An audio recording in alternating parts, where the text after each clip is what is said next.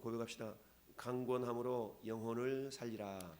강권함으로 영혼을 살리라. 아멘. 아멘. 강권함으로 영혼을 살리라. 우리 어린 자녀들을 기르다 보면 꼭 부모 말씀 안 듣고 막 그럴 때 엉덩이를 두들겨 펴서도 이러면 안 돼, 이렇게 해야 돼라고 강권하는 경우가 많죠. 그런데 이 자녀들이 이제 자기 생각이 들어가고 자라갈수록 어때요? 부모 말 듣기보다는 자기 생각대로 행동하는 경우가 많이 있죠.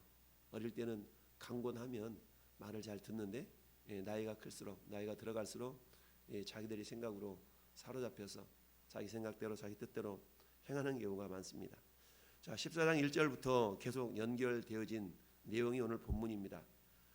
안식일에 예수께서 한 바리새인 지도자 집에 떡 잡수러 들어가셨던 상황인 거죠. 그러니까 바리새인 집에 떡 잡수러 들어가신 상황 가운데서 그때가 안식일이었다. 안식일이니까 유대인들에게 있어서 굉장히 안식일은 그야말로 무엇인가를 행하지 말아야 되고 멈춰야 되고 이런 어떤 날이 안식일이죠. 그런데 예수님은 안식일의 개념을 새롭게 오늘 14장에서 설정하셨다라고 말씀을 드렸어요. 그래서 예수님 마가복음 2장에서도 안식일, 인자는 안식일에도 주인이니라. 마태복음에는 인자는 안식일의 주인이니라. 누가복음에는 안식일의 주인이 예수님이다라고 말씀하고 있는데, 근데 마가는 인자는 안식일에도 주인이다. 그러면 다른 날에도 주인이라는 의미겠죠. 자, 이렇게 말씀하고 있는데, 그래서 안식일의 새로운 개념을 예수께서, 자, 안식일은 어떤 날이냐? 유대인들이 생각에는 그야말로 아무 일도 하지 말아야 되고 모든 행동을 멈춰야 되고 가만히 있는 것이 마치 안식일을 지키는 것처럼 말씀하고 있는데, 이야기하고 있네요. 그러나 예수님은 그렇지 않다. 안식일은 예수님이 이 땅에 오신 목적을 이루시기 위한 그런 날이기 때문에 그야말로 수종병 든 환자를 고쳐주셨고 18년 동안 꼬부라져서 귀신 들려 꼬부라져서 아무 일도 할 수 없었던 그 여인을 또한 고쳐주셨고, 그런데 유대인들은 어때요? 왜 안식일에 이 병을 고치느냐? 다른 날 하지 라고 한마디 말하면 비아냥거리는 이 모습을 예수님이 들으시면서 여러 가지 예를 들어서 비유로 말씀하셨던 겁니다. 그 가운데 오늘 본문도 연결되는 건데요. 그래서 이렇게 시작하고 있어요. 15절에 함께 먹는 사람 중에 하나가 이 말을 듣고 이르되 무릇 하나님의 나라에서 떡을 먹는 자는 복되도다 하니, 이 말은 예수님의 식사 자리에 함께 있었던 바리새인 유대인들이 스스로가 생각하기를, 유대인은 어떤 사람들이었어요? 하나님이 우리 민족만을 선택해서 우리는 선택받은 민족이야 라는 어떤 민족적 우월주의에 빠져 있었던 사람들이죠. 그러다 보니까 메시아가 와서 자기 민족을 로마의 압제로부터 구원하여 내서 해방시키는데 자기 민족을 중심으로 이렇게 이룰 것을 믿고 있었던 거죠. 그러다 보니까 지금 예수님과 함께 이 식사 자리에 있는 이 상황을, 야, 나나 되니까 이 식사 자리에 있지 라고 하면서 어떤 자부심을 가지고 고백한 내용이 15절 말씀이에요. 함께 먹는 떡을 먹는 사람 중에 하나가 이 말을 듣고 이르되 무릇 하나님의 나라에서 떡을 먹는 자는 복되도다. 이 말은 맞는 말이에요. 맞는 말이지만 그러나 이 말을 하고 있는 이 사람 개인 중심으로 볼 때 이 말은 틀린 말이죠. 왜냐하면 구원이라는 것은 유대인에게만 임하는 것이 아니라 하나님은 모든 사람이 구원을 받으며 진리를 아는 데 이르기를 원하시느니라. 디모데전서 2장 4절에 주님 말씀하고 있죠. 그러니까 모든 사람을 하나님은 구원의 대상으로 보고 있지만 유대인들은 자기 민족들만이 메시아가 오셔서 자기 민족만 구원해 주실 것이다 라는 그런 민족적 우월주의에 빠져 있었던 겁니다. 그러면서 주님과 함께 이렇게 떡을 먹는 그 모습을 자부심을 가지면서 우리나 되니까 이러지 라고 하면서 이렇게 고백을 하고 있는 거예요.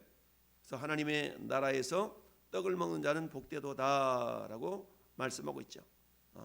그랬더니 예수님이 이르시되 어떤 사람이 큰 잔치를 베풀고 많은 사람을 청하였더니 라고 하면서 비유로 말씀하시죠. 이 혼인잔치 비유는 마태복음 22장에도 있죠. 마태복음 22장에서는 어떤 임금이 자기 아들을 위하여 혼인잔치를 베풀고 종들을 보내서 손님들을 청하여 오라 라고 마태복음은 기록하고 있어요.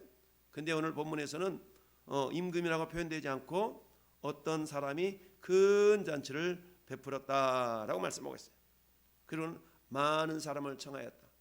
여러분, 예수님 당시에 이 팔레스타인의 어떤 생활 문화가 어떤 거였냐면, 잔치가 있으면 손님을 미리 정하는 거야. 손님한테 미리 초청장을 보내가지고 이런 잔치가 있는데 오소서라고 그러면 10명이 보냈는데 그 중에서 9명이 그래요, 나 갈 수 있어요, 갈게요 라고 했다 그러면 이 주인은 9명 분의 음식을 준비하는 겁니다. 100명에게 손님을 초청을 하기 위해서 100명에게 사람을 보냈는데 그 가운데 50명이 가겠소라고 했다 그러면 50명 분만 음식을 준비해요. 그 당시 문화가 그랬어요. 그리고는 이제 다 준비합니다. 준비하고 50명 분이 준비가 됐으면 이제 재차 다시 종들을 보내서 자, 이제 준비 다 됐으니까 오세요라고 해서 2번을 보내는 겁니다. 자, 우리 어릴 적 동네에서 아버님 생신이 있으면 어때요?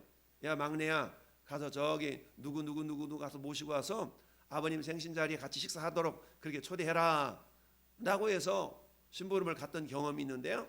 그러면 어때요? 동네 어르신들 다 돌아다니면서 아버님 오셔서 같이 식사 좀 같이 하시자입니다. 그러면 그래, 갈게.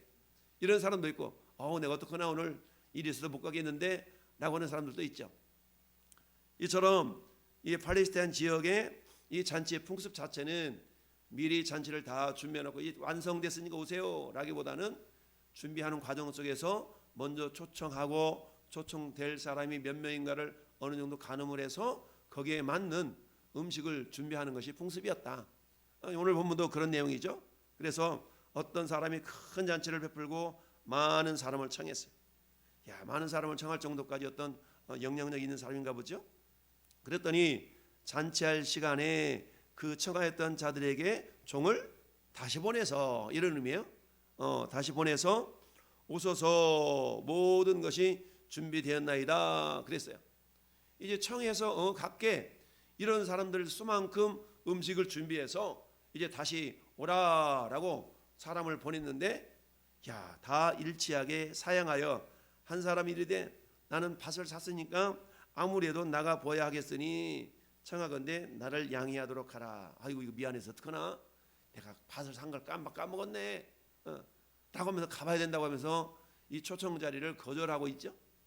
이미 그 사람 목까지 음식을 준비해 놨는데 거절하니까 어때요? 그 사람 몫이 남아 있겠죠. 또 두 번째 사람 뭐라고 그래요? 한 사람이 이르되 나는 소 5겨리를 샀으니 한 겨리가 2마리니까 10마리 샀다는 얘기입니다. 여러분, 요새 소 한 마리 값이 얼마인지 모르지만 10마리 소를 살 정도의 그런 재정적인 여건이 있는 사람이라는 것은 한마디로 말하면 먹고 살만한 부자인 거죠. 그러니까 굳이 나 그 집 가서 밥 한 끼 안 먹어도 나 괜찮아, 막 이런 생각이 있을 수도 있었겠죠. 그래서 말로는 시험하러 가니 나를 양해하도록 하라. 오늘날로 말하면 뭡니까? 야, 내가 25톤짜리 트럭 하나 오랜만에 장만했는데 내가 시운전 해봐야 되거든. 그러니까 안 돼. 딱 그 시간이네. 겹쳤네. 어떡하지? 말하면 이런 겁니다. 또 한 사람은 장가 들었으니 그러므로 가지 못하겠노라 하는지라. 그러니까 주인에게 가겠다라고 응답을 해서 그 수요만큼 이미 다 잔치상을 준비해놨는데 못 간다 그러니까 주인 입장에서는 한마디 말하면 뿔따고 안 한 거죠. 아니, 이놈들이 온다고 그래서 내가 다 준비해놨는데 뭐라고? 이래서 하인을 시켜서 이렇게 얘기합니다. 집 주인이 노하여 그 종에게 이르되 빨리 시내의 거리와 골목으로 나가서 가난한 자들과 몸 불편한 자들과 맹인들과 저는 자들을 데려오라. 그랬더니 명하신 대로 하였으되 아직도 자리가 있나이다. 그러니까 거절한 사람들이 많아가지고 다른 사람들만 몸 불편한 사람, 부족한 사람을 다 데려다가 잔치 자리를 채웠는데 그래도 음식이 많이 준비되어 있는 것이 남아있는 거예요. 그래서 뭐라고 얘기합니까? 야, 길과 산 울타리가로 가가지고 사람을 강권하여 데려다가 내 집을 채우라. 강권하여 데려다가 내 집을 채우라 라고 얘기를 했어요. 그러면서 내가 너희에게 말하노니 전에 청하였던 사람들은 하나도 내 잔치를 맛보지 못하리라 하였다 하시니라. 내 잔치를 맛보지 못한다. 자, 예수님이 이것을 비유로 말씀하시는 데는 결국 유대인들을 향한 우리 주님의 책망의 메시지였던 것이죠. 예수께서 유대인들에게 메시아로 오셨지만 그들은 예수님을 용접하지 않아했죠. 오히려 그 예수님을 십자가에 못 박혀 죽이는 악행을 저지르는 민족이 유대 민족이었던 거죠. 예수께서 이 땅에 메시아로 오셔서 유대인들을 구원하시고 또한 인류를 구원하시러 오셨지만 결국 정작 유대인들은 어때요? 마치 잔치 자리에 초청하러 보냈던 그 종들을 거절하는 것처럼 오늘 본문에는 자, 종이 단수로 되어 있어요. 종을 보냈다. 종들을 보낸 것이 아니라 17절 말씀에도 종을 보내어 이르되, 종을 보내 이르되, 다시 종에게 이르되, 종이 이르되, 결국 이 종은 예수 그리스도를 상징한다 할 수 있습니다. 예수님이 이 땅에 오셔서 어때요? 잔치 자리에 초청하잖아요. 잔치 자리에 초청해. 그런데 어때요? 많은 사람들이 그 초청 잔치에 초청 자리에 가는 것을 거절하죠. 저는 여러분들이 어떻습니까? 말씀을 전하면서 예수 믿어야 된다. 우리 교회 한번 와보라. 라고 많은 초청을 하죠. 저도 요새 평택역에서 나가 전도를 하는데 어제도 나가서 2시간 동안 예수 믿으셔야 됩니다. 라고 복음을 전하는데 그저께도 그러고 어제도 나갔더니 어제는 어떤 놈분이 열심히 뭔가를 쪽지를 전해주는 거예요. 아우 수고하신다고 어디서 나오셔서 어느 교회에서 오셔서 이렇게 열심히 전도하시냐고 읽어봤더니 교회에서 나온 것이 아니라 이단 저 사입이 중국에서 건너온 파룬궁 희한한 그 이단 종교 종파를 가지고 있는 사람이 거기서 그 추운데 이렇게 포교를 하고 있는 거예요. 그래서 제가 그 사람 부여잡고 당신이 예수를 믿어야 되는 까닭, 왜 예수를 믿어야 됩니까? 당신이 예수를 믿어야 됩니다 라고 그러면서 그 사람을 부여잡고 막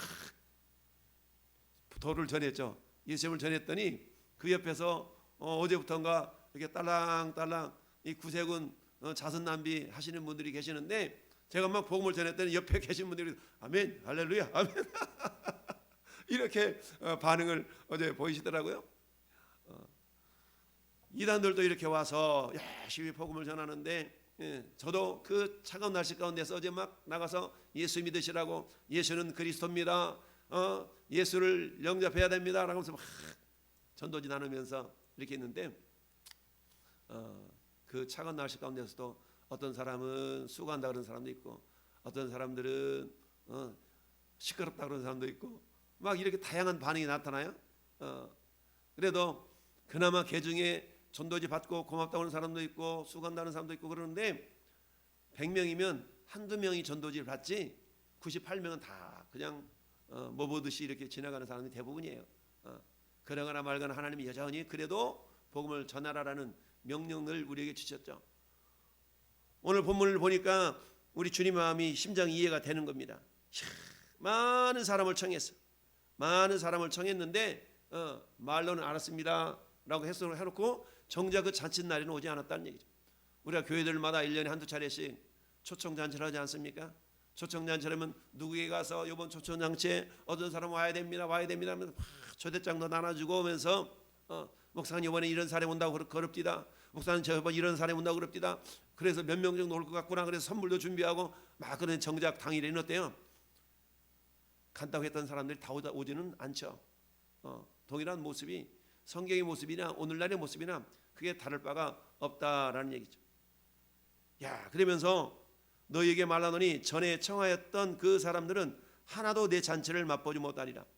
여러분 마지막 잔치는 어떤 잔치입니까? 마지막 혼인 잔치가 있습니다. 예수님이 우리의 신랑이 되시고 우리를 신부 삼아서 마지막 주님이 다시 오셔서 공중 혼인 잔치를 벌일 때에 초청을 거절했던 사람들은 오늘 말씀 보니까 뭐라 말씀하고 있습니까? 하나도 내 잔치를 맛보지 못하리라. 하나도. 여러분 기회라는 전차는 뒷꼭지가 없다고 그러죠. 늦기 전에 더 늦기 전에 우리 주님이 계속해서 우리를 보내고 계십니다. 주님 오실 날이 우리는 가깝다라고 말씀하고 있습니다. 하나님 아버지는 자기 아들을 이 땅에 사람의 모습으로 보내셔서 많은 사람들을 아니 모든 사람들을 구원하기를 원하셔서 예수님을 보내셨지만 정작 그 예수님을 영접한 사람들은 많지가 않았다. 자기 백성들에게 주님이 오셨지만 영접지 않았다. 그러나 영접하는 자고 그 이름을 믿는 자들에게는 하나님의 자녀가 되는 권세를 주셨다라고 말씀하고 있습니다. 여러분 예수님이 이 땅에 계시지 않지만 그 사명을 우리에게 남겨주셨습니다. 오직 성령이 너희에게 임하시면 너희가 권능을 받고 예루살렘과 온 유대와 사마리아와 땅끝까지 이르러 내 증인이 되라라고 주님이 말씀하셨습니다. 아들과 아버지와 성령의 이름으로 세례를 베풀고 내가 너에게 가르쳐 분배한 모든 것을 가르쳐 지키게 하라. 볼지어다 세상 끝날까지 내가 너희와 항상 함께 있으리라 라고 말씀합니다. 밭을 샀습니까? 소를 샀습니까? 장가 갔습니까? 세상 사람들은 핑계가 많죠. 이런 핑계 저런 핑계를 대면서 우리의 잔치 자리에 초청하여도 오지 않는 경우가 많다. 그러나 하나님은 어때요? 그럼에도 불구하고 따라합시다. 강권하여 데려다가 내 집을 채우라. 강권하라는 얘기입니다. 우리 어린 자녀들 기를 때에 어린 자녀는 강권하면 말을 듣잖아요. 근데 강권에서도 듣지 않는 사람들 많이 있죠. 그러나 그 사람들은 마지막 때에 어떻다고요? 내 잔치를 한 사람도 맛보지 못하리라. 이런 날이 분명히 있다. 그 잔치 초청에 두 번째 초청에 거절한 사람. 여러분, 기회라는 것은 마냥 있는 게 아니죠. 기회는 기간이 있다라는 얘기입니다. 마태복음 22장에서 오늘 본문과 평행 구절인 마태복음 22장에서는 이렇게 말씀하고 있습니다. 청함을 받은 사람은 많되 택함을 입은 자는 적다. 여러분, 청함을 받은 사람 많잖아요. 어제도 제가 2시간 동안 그 추운 날씨에 나가서 복음을 전하면서 초대장을 계속 전도지를 나누는 거 아니겠어요? 이게 뭡니까? 청하는 겁니다. 청하는 것. 청함을 받은 사람은 많되 그러나 그 가운데서 초대장 받고 전도지 받아서 그래도 한 번이라도 읽어보겠다고 한 사람들은 적더라. 적더라는 얘기입니다. 이게 오늘 이 시대죠. 그럼에도 불구하고 주님은 여전히 우리에게 전도에 미련한 것으로 구원하기를 기뻐하셨도다라고 말씀하시죠. 세상 사람들이 바라볼 때 어찌 보면 전도라는 방법은 미련하다라는 얘기죠. 왜 이렇게 시끄럽게 외치냐고, 왜 이렇게 시끄럽게 그러냐고, 조용히 하면 안 되냐고. 그럼에도 불구하고 그 가운데 들을 사람이 분명히 있더라. 할렐루야. 여러분, 우리 주님이 사도 바울을 전도여행을 보내면서 저 마게도냐 지역에서 한 사람이 와서 도우라 그러면서 건너가서 빌립보 교회를 세웁니다. 데살로니가 교회를 세웁니다. 저 아덴 고린도 교회를 세웁니다. 그런데 주님이 고린도 지역을 전도할 때 사도행전 18장 10절에 보니까 뭐라고 말씀하고 있습니까? 따라합시다. 이성 중에 내 백성이 많으니라. 이성 중에 내 백성이 많다는 얘기입니다. 아직도 복음을 전해보지 않는 그 지역에 우리 주님이 내 백성 많다는 얘기죠. 우리 주님 오늘도 여전히 말씀하십니다. 이 평택시 평택 지역에 내 백성이 많다. 무슨 말씀에 여전히 구원받아야 될 백성이 많다라는 얘기입니다. 그렇다면 저는 여러분들이 행해야 될 일이 뭡니까? 복음을 전하는 일인데 이 사람은 이래서 싫어, 저 사람 저래서 싫어, 그렇다고 해서 그래 싫어요 알았어요 라고 멈추는 것이 아니라 오늘 말씀 제목에 있는 것처럼 강권하여 내 집을 채우라 라는 주님 말씀처럼 강권함으로 우리는 그 영혼을 살릴 수가 있어야 됩니다. 여러분, 죽음의 길로 달려가는 어떤 사람이 있어요. 나는 그 길로 가면 죽는 줄 알아. 근데 그 사람 몰라. 그럼 우리가 어떻게 해야 돼? 그 사람 가지 말라고 붙들고 바짓가락에도 잡고라도 그 길로 가면 안 된다고 얘기해야 되는 거 아니겠어요? 네. 내 새끼가 가서 저기 죽음의 길로 가면 우리 부모된 입장에서 가만히 내버려 두겠어요? 무슨 수단을 동원해서 막고 그렇게 가면 안 된다고 그러지 않겠어요? 그러나 어떻습니까? 마귀는 여전히 믿는 사람들이든 믿지 않는 사람들의 마음을 혼미케 해서 세상 풍조를 따르게 하고 복음을 거절하도록 마음의 역사하는 걸 봅니다. 그럴수록 우리는 어때요? 말씀과 기도와 성령의 능력으로 무장해서 그들에게 복음을 전함으로 말미암아 특별히 우리가 강권한다는 얘기는 어거지로 때를 쓰라는 얘기가 아니라 그만큼 사랑의 마음을 품고 사랑의 마음을 품으라는 얘기입니다. 여러분, 우리가 진심은 전하는 거 아니겠어요? 통하는 거 아니겠습니까? 저 사람이 나를 얼마만큼이나 생각하는지 아니면 억지로 어쩔 수 없이 하는 건지 우리 영물이기 때문에 다 알아요. 우리가 사랑의 마음을 품고 우리가 강권하여서 정말 지옥 인생이 천국 인생으로 변할 때 그래 내가 당신 때문에 이 천국에 왔노라고 지금은 모른다 할지라도 마지막 날 심판 때에 내가 당신 때문에 이 천국에 왔노라고 고백하며 자랑하며 간증하며 감사할 날이 분명히 있음을 기억하고 여러분, 사도 바울은 그렇게 고백합니다. 너희가 내 자랑이다. 너희가 내 기쁨이다 라고 고백하지 않습니까? 우리 이 땅에 살면서 무엇을 자랑하겠습니까? 소위 5결 이상을 자랑합니까? 밭 산 걸 자랑합니까? 장강을 자랑합니까? 우리는 그런 것들은 자랑거리가 되지 않습니다. 우리 오직 예수 그리스도를 믿고 저분이 나 때문에 아니 내가 저분 때문에 예수 믿고 하나님의 자녀가 되었노라고 고백하며 자랑하는 그런 나 때문에 영혼 구원이 일어나는 나 때문에 여러분 영원히 구원을 이룰 수 있는 그런 자랑거리가 지금 당장은 없다 할지라도 은혜를 깨닫는 자는 있을 것이지만 또 영원한 천국만 앞에 이르렀을 때 반드시 그런 놀라운 역전현상, 기적현상이 나타나게 될 줄로 믿습니다. 이 일에 저는 여러분 오늘 한 날도 귀하게 쓰임받고 하나님께는 영광이요 우리에게는 하나님의 큰 은혜를 경험하는 복된 하루가 되기를 예수님의 이름으로 축원합니다. 아멘.